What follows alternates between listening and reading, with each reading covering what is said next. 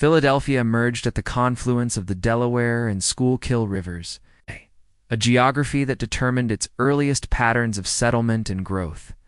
Founded in 1682 by William Penn as a planned colonial city, Philadelphia was conceived with an orderly street grid and designated public squares, a departure from the irregular layouts of older European cities. The rivers provided access to maritime trade, while the relatively flat terrain between them allowed for systematic expansion. This combination of navigable waterways and deliberate planning shaped the architectural character of the city from its beginning. Earliest structures reflected the materials available in the region and the building. Traditions brought by settlers from England and Wales. Brick became the predominant building material by the early 18th century, replacing wood as the city grew more densely populated and fire codes became necessary. Georgian architecture defined the colonial period, characterized by symmetrical facades, sash windows, and decorative doorways. Rowhouses began to appear along narrow lots, establishing a residential pattern that would persist for generations. These attached dwellings maximized land use within the grid and created continuous streetscapes that gave neighborhoods their distinctive rhythm. By the late 18th century, Philadelphia had become the largest city in the American colonies and served briefly as the nation's capital. This period brought federal-style architecture, with more refined proportions and delicate ornamentation than the earlier Georgian buildings. Public buildings adopted classical elements, drawing on Greek and Roman precedents to convey civic authority and republican ideals. The use of marble and limestone increased for significant structures.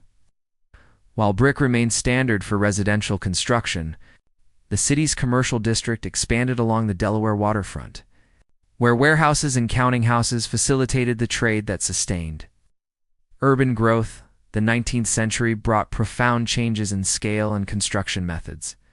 The introduction of cast iron allowed for larger window openings and more flexible interior spaces, particularly in commercial buildings. Greek Revival architecture dominated public and institutional construction during the second quarter of the century, emphasizing temple-like forms with prominent columns and pediments. As the population expanded rapidly due to immigration and industrialization, rowhouse construction accelerated in newly developed neighborhoods. These working-class districts featured simpler facades and narrower lots than earlier residential areas. Reflecting the economic pressures of mass housing, the arrival of the railroad transformed Philadelphia's spatial organization. Rail lines cut through existing neighborhoods and created industrial corridors that separated residential areas from manufacturing zones. Italianate and Second Empire styles appeared in prosperous districts during the mid-19th century, introducing mansard roofs, decorative brackets, and elaborate cornices. Brownstone became fashionable for rowhouses in affluent areas, while common brick remained the standard elsewhere. The vertical expansion of the city began modestly with buildings of 4 or 5 stories, their height limited by the structural capacity of masonry walls and the practical reach of staircases. The late 19th century saw the rise of Romanesque Revival and Queen Anne styles, which brought greater variety to the cityscape. These movements favored textured surfaces, contrasting materials, and asymmetrical compositions. Terracotta and pressed brick allowed for more intricate ornamentation at lower cost than carved stone. The city's industrial expansion generated wealth that funded substantial civic buildings, libraries, and museums. Many designed in the Beaux-Arts tradition with its emphasis on monumental scale and classical detail. Steel frame construction emerged in the 1890s, enabling taller buildings and marking the beginning of the modern skyscraper era. The early 20th century brought rapid vertical growth to the central business district. Office buildings rose to 10, 15, and eventually 30 stories, transforming the skyline. Elevators made upper floors accessible and desirable, while steel framing allowed architects to design buildings with lighter facades and larger windows. Art Deco motifs appeared in the 1920s and 1930s, introducing streamlined forms, geometric patterns, and decorative metalwork. Despite this modernization, height restrictions remained in place until the 1980s, preserving a relatively uniform skyline for much of the century. Residential architecture continued to evolve in newly annexed neighborhoods and suburbs.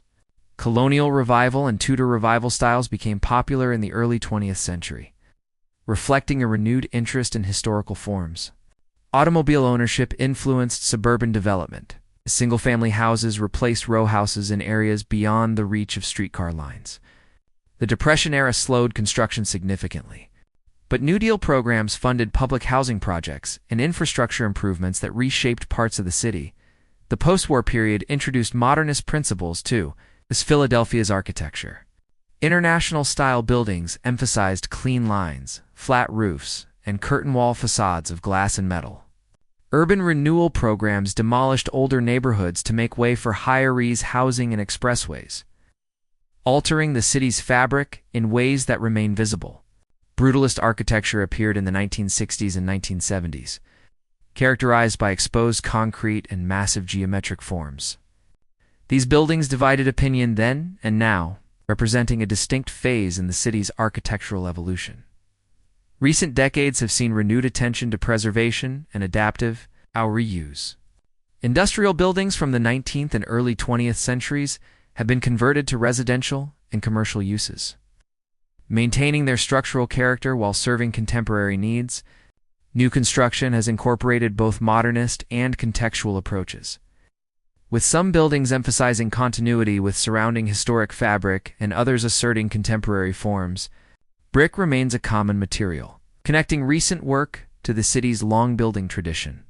Philadelphia's architectural landscape records 3 centuries of changing technologies, economic conditions, and cultural priorities. The grid established by William Penn still organizes the city's core, while the row house remains a defining residential type across numerous neighborhoods. The layers of architectural styles and construction methods represent successive generations of builders responding to available materials, structural techniques, and aesthetic preferences. This accumulated built environment continues to shape how the city functions and how its history is understood.